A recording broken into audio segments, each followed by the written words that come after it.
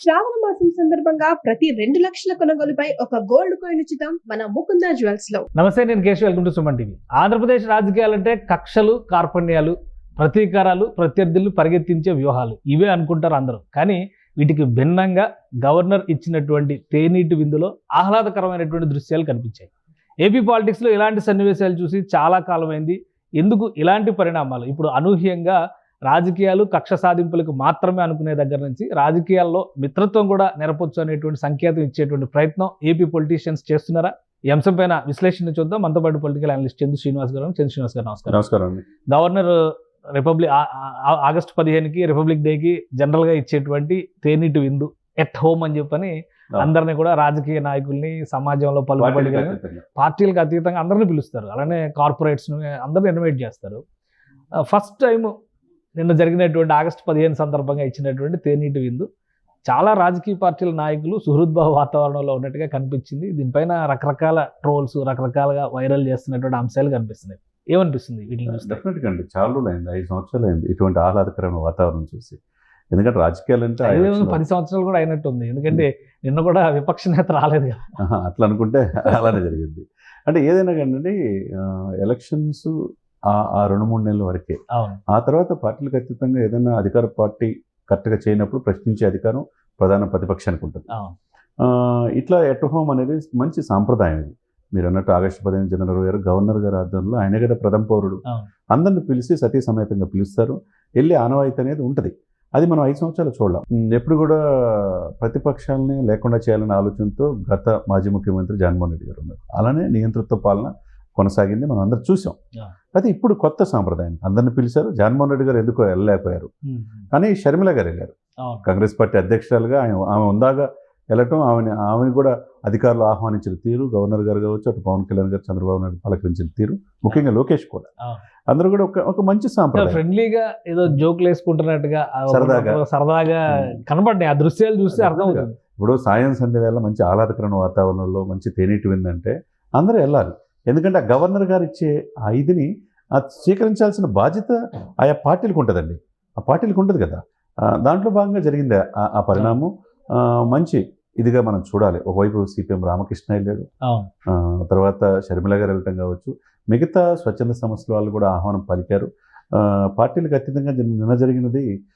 మన తర్వాత high court judge గారు కూడా చీఫ్ జస్టిస్ గారు కూడా ఇచ్చారు. పవన్ కళ్యాణ్ గారు, చంద్రబాబు నాయుడు గారు సెంటర్ ఆఫ్ అట్రాక్షన్. ఎందుకంటే కనులు పండగగా ఉంది. వాళ్ళు ఆహ్వానించే తీరు కావచ్చు, గవర్నర్ గారు కూడా చేతిలో చేసి పవన్ కళ్యాణ్ గారిని, చంద్రబాబుని పలకరించిన తీరు కావచ్చు, చీఫ్ జస్టిస్ గారితో మాట్లాడిన తీరు కావచ్చు, ఒక మంచి ఆహ్లాదకరమైన వాతావరణంలో ఒక కూటమి, ఒక ఫ్రెండ్షిప్ నేచర్లో ఒక స్నేహబంధం లాగా ఉంది. ఒక ఫ్రెండ్షిప్ వేడుకల్లో సాధారణంగా క్యాబినెట్ మినిస్టర్స్ అయినప్పటికీ కూడా సీఎం ఒక హోదా, ప్రోటోకాల్ అంటారు కదా. సో ప్రోటోకాల్తో లోపలికి ఆహ్వానాలు వెళ్ళినప్పటికీ కూడా అక్కడ కలిసేటువంటి విధానంలో కూడా ప్రోటోకాల్, డిస్టెన్స్ మెయింటైన్ చేసేటువంటి పరిస్థితి కనిపించేది. నిన్న జరిగినటువంటి దానిలో మాత్రం అందరూ జోవియల్గా కూర్చుని, నాదెండ్ల మనోహర్ ఒక పక్కన, లోకేష్ గారు ఇంకో పక్కన, కొల్లు రవీంద్ర, అందరూ జోకులు వేసుకుంటున్నటువంటి వాతావరణం ఉంది. అంటే రాజకీయ పార్టీ నాయకులు సాధారణంగా ఇటువంటి వాతావరణంలో కనబడడం చాలా అరుదుగా ఉంటుంది అనుకోవచ్చు. అవును, డెఫినెట్గా అంతే కదండి. అది అవసరం కూడా. ఎందుకంటే ఈ పుచ్చుకునే ధోరణిలో ఉంటే ప్రజలు కూడా అందరినీ ఆహ్వానిస్తారు. నిన్న జరిగిన పరిణామం, ఒకవైపు మనోహర్ గారు, లోకేష్ గారు కావచ్చు, పవన్ కళ్యాణ్ గారు, లోకేష్ గారు కావచ్చు, ఎంత వినమ్రంగా ఒకరికొకరు నమస్కారం తీసుకొని హక్కుని చేర్చుకొని, అటువైపు చంద్రబాబు నాయుడు గారు, ఆయనకు 4.5 దశాబ్దాల అనుభవం ఉంది. ఒకవైపు ఆంధ్రప్రదేశ్ని ఏ విధంగా అయినా గాడిలో పెట్టాలని శతవిధాల ప్రయత్నం చేస్తున్నాడు. ఈరోజు రేపు ఢిల్లీ వెళ్ళి తన వంతు తన ప్రయత్నం చేస్తున్నాడు. కానీ ఆ ఇది లేకుండా, ఒకప్పుడు చూసారా రాజధాని ఓడిపోయినప్పుడు 2014లో కనీసం క్యాపిటల్ లేకపోతే చివరికి కృష్ణానది ఒడ్డున పున్నమి ఘాట్లో చేయటం జరిగింది. అప్పుడున్న పరిస్థితులు, అధికారులు పరిచయాలు చేసుకోవటం ఉండేది. ఇప్పుడు గవర్నర్ గారికి ఒక ఇది ఉంది కాబట్టి బంగ్లాలో ఆయన పిలవటం, ఆయన కూడా చాలా ఆహ్లాదకరమైన వాతావరణంలో పార్టీలకు అతీతంగా నిన్న జరిగింది. చాలా చక్కగా జరిగిందని. ఒక వైసీపీ మాత్రమే మిస్సింగ్ అన్నట్టుగా చూడాలా? ఆహ్వానం వెళ్ళి ఉంటుందా? ఇది డెఫినెట్గా వెళ్ళి ఉంటుంది. ఎందుకంటే ప్రధాన ప్రతిపక్ష హోదా లేకపోయినా మాజీ ముఖ్యమంత్రిగా చేశాడు కాబట్టి ఆయనకు ఆహ్వానం ఉంటుంది. అన్ని రాజకీయ పార్టీలకు ఇచ్చారు. షర్మిల గారు వచ్చారంటే షర్మిల గారు వచ్చారంటే కాంగ్రెస్ పార్టీ అధ్యక్షురాలుగా, సిపిఎం రామకృష్ణ గారు వచ్చారంటే మరి ఆయన కూడా రావాల్సిందే. ఎందుకంటే ఇవన్నీ కూడా మనసులో పెట్టుకోకూడదు. వాళ్ళు పిలిచినా ఈయన వెళ్ళలేని పరిస్థితిలో నిన్న తాడేపల్లిలోనే ఉన్నాడు కదా, అవును. ఆగస్టు 15 జెండా ఆవిష్కరణ కూడా అక్కడ చేశారు కదా ఆయన ఇంట్లో.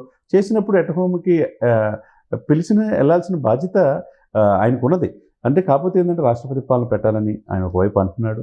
ఈ ప్రభుత్వాన్ని వ్యతిరేకంగా కోర్టులో కేసులు వేస్తున్నారు కాబట్టి ఆయన ఎందుకో మొఖం చెల్లకో ఏదో వెళ్ళలేకపోయి అంటే ఉంటాడు. ఇప్పుడు రాజకీయంగా లెఫ్ట్ పార్టీస్ కూడా చాలా విమర్శలు చేసినాయి. అవును.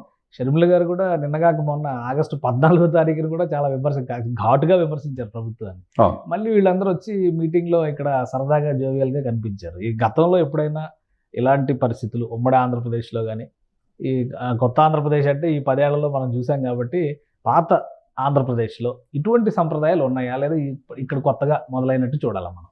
అంటే సంప్రదాయాలు ఉన్నాయి కానీ అది ఇంప్లిమెంట్ చేసే క్రమంలో పార్టీలు చేయలే. అంతకుముందు ఉమ్మడి క్యాపిటల్ 10 years ఇక్కడ తెలంగాణలో ఉంది కాబట్టి ఇక్కడ గవర్నర్ పిలిచారు. ఇరు పార్టీలకు అతీతంగా పవన్ కళ్యాణ్ గారు కూడా పార్టీలు అప్పుడు రాజకీయాల్లో పార్టీ పెట్టి ఎక్కడ ఎమ్మెల్యే కాకపోయినా ఆయన కూడా వెళ్ళేవాడు. ఆయన కూడా వెళ్ళారు. చిరంజీవి గారిని కూడా కొన్ని సందర్భాలు పిలిచిన సందర్భాలు ఉన్నాయి. కేంద్ర మంత్రి కిషన్ రెడ్డి గారు ఇటువంటి వాళ్ళు వచ్చే అవకాశం ఉన్నది. ఒక అలాయి బలాయిగా ఈ యొక్క పార్టీలు అతీతంగా అలాయి బలాయి పెట్టి ఒక మంచి సాంప్రదాయానికి శ్రీకారం చుట్టింది బండారు దత్తాత్రేయ గారు. కంటిన్యూగా ఆ పాయింట్ ఆఫ్ వ్యూ ఉండాలి పార్టీలకు ఉంటే. ఆయన దసరా టైంలో చేస్తాడు. ఆ పాయింట్ ఆఫ్ వ్యూ ఉంటేనే మంచి ప్రజలు కూడా ఆహ్వానిస్తారు. హ్యాపీగా మూమెంట్స్ కూడా ఒకరికొకరు షేర్ చేసుకునే అవకాశం, ఆ వేదికని అందరూ పాలు పంచుకోవటం అనేది ఒక మంచి అవకాశం. అంటే ఇప్పుడు ఈ సన్నివేశాలు చూసిన తర్వాత ఏదో రాజకీయాలంటే కక్ష, కార్పణ్యం, విద్వేషం, ఉన్మాదం ఇవే కనిపించేటువంటి పరిస్థితి ఉండేది. ఏపీ రాజకీయాల్లో కొద్దిగా మార్పు వస్తుందని అనుకోవచ్చా? రావాలి, వస్తేనే ప్రజలు ఆహ్వానిస్తారు. ఎందుకంటే మంచి మ్యాండేటరీ ఇచ్చారు ఈ కూటమికి. చాలా ఆశలు ఈ కూటమి మీద ఉన్నాయి. ఆ విధంగానే వాళ్ళు పరిపాలన చేస్తున్నారు. 6 గ్యారెంటీలని ముందు ఇంప్లిమెంట్ చేయటం, మిగతా ఏదైతే వాగ్దానాలు ఇచ్చారో చేస్తున్నట్టుగా 2 నెలలు కనపడింది. అంటే ఎక్కడ ఇది కనపడలేదు. కాకపోతే వైసీపీ ప్రభుత్వం వీళ్ళ మీద ఎలిగేషన్ చేస్తున్నారు. కానీ ఇటువంటి సందర్భాల్లో ఇచ్చిపుచ్చుకునే ధోరణి ఉంటే జనం కూడా కనుల విందుగా చూడటానికి బాగుంటుంది. అవకాశాన్ని అందిపుచ్చుకోవాలి. జగన్మోహన్ రెడ్డి గారు నేను వెళ్తే బాగుండేది, ఆయన ఒక్కడే మిస్ అయినట్టుంది. అవును, అంతే కదా. రైట్, థ్యాంక్ యూ శ్రీనివాస్ గారు. ఇది ఆంధ్రప్రదేశ్లో జరిగిన ఎట్ హోమ్ కార్యక్రమం ఖచ్చితంగా ఏపీ పాలిటిక్స్లో ఒక ఆహ్లాదకరమైన వాతావరణాన్ని సృష్టించింది. ప్రజల కోసం చేసేటువంటి పోరాటాలు కేవలం విధానపరమైన అంశాల మీద మాత్రమే ఉంటాయి, కానీ వ్యక్తిగతమైనటువంటి కక్షలకి, కార్పణ్యాలకి దారి తీయకూడదు అనేటువంటి సంకేతాన్ని స్పష్టంగా ఇచ్చినట్టు కనిపిస్తుంది. వామపక్షాలు, కాంగ్రెస్ పార్టీ, అలానే ఇతర రాజకీయ ప్రముఖులు, సమాజంలో ప్రఖ్యాతి పొందినటువంటి తెలుగు వాళ్ళు చాలామందిని కూడా ఈ కార్యక్రమానికి ఆహ్వానించారు. అక్కడ జరిగినటువంటి సన్నివేశాలు ఏపీ రాజకీయాల్లో రాబోయేటువంటి రోజుల్లో ఒక మార్పుకి సంకేతం అవుతాయనేది చంద్ర శ్రీనివాస్ గారి విశ్లేషణ. ఇది special discussion. Keep watching. Suman టీవీలో మీ పర్సనల్ అండ్ బిజినెస్ ప్రమోషన్స్ కోసం కింది నెంబర్కి కాంటాక్ట్ చేయండి.